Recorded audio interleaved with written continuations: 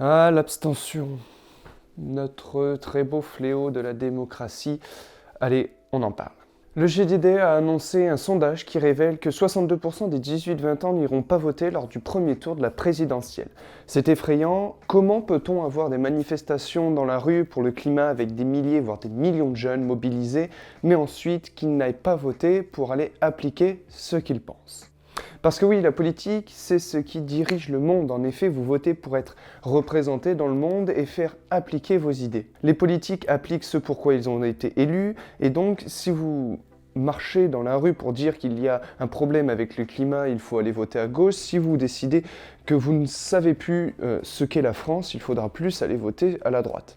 Bon, je caricature, mais c'est un petit peu ça dans l'idée. Hormis le fait des jeunes, en l'occurrence, l'abstention est un vrai problème dans le système de vote actuel, où ce n'est pas forcément celui qui aura le plus convaincu qui sera élu, mais bien celui qui aura su mobiliser ou le moins pire. En changeant de mode de scrutin et en changeant les modalités, peut-être que les gens iraient voter. Tiens, c'est intéressant ce que je viens de dire là. La phrase est au conditionnel, c'est-à-dire que en fait, nous n'en savons rien. Les politiques ne savent pas ce qu'il faut faire pour mobiliser les gens et qu'ils aillent voter. C'est vrai, comment savoir qui pense quoi? Comment savoir si un tel ou un tel ne va pas voter et pour quelles raisons il ne va pas voter? Le gouvernement va lancer une campagne de sensibilisation début janvier, du moins c'est ce qu'a annoncé Marlène Schiappa.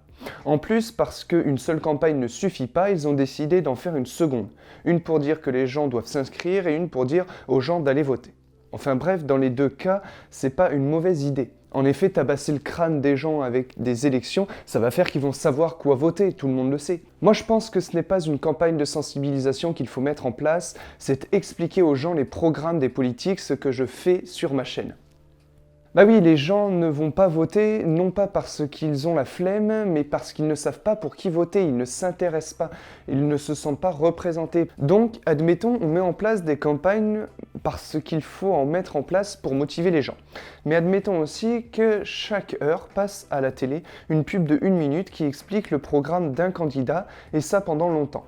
Je pense que les gens ne diront plus « moi je ne sais pas pour qui voter parce que je n'y connais rien ». Là, ils connaîtront les grandes lignes des programmes et pourront se faire une opinion pour aller voter. Enfin bref, en ce qui concerne l'abstention, ce sont des records qui sont attendus pour 2022, alors essayons tous ensemble d'aller voter et peut-être que celui ou celle pour qui vous avez voté sera élu, et si ce n'est pas le cas, n'oubliez pas, il y a le contre-pouvoir, les législatives, qui sont là pour essayer de voter pour des gens et donc essayer d'avoir d'autres idées.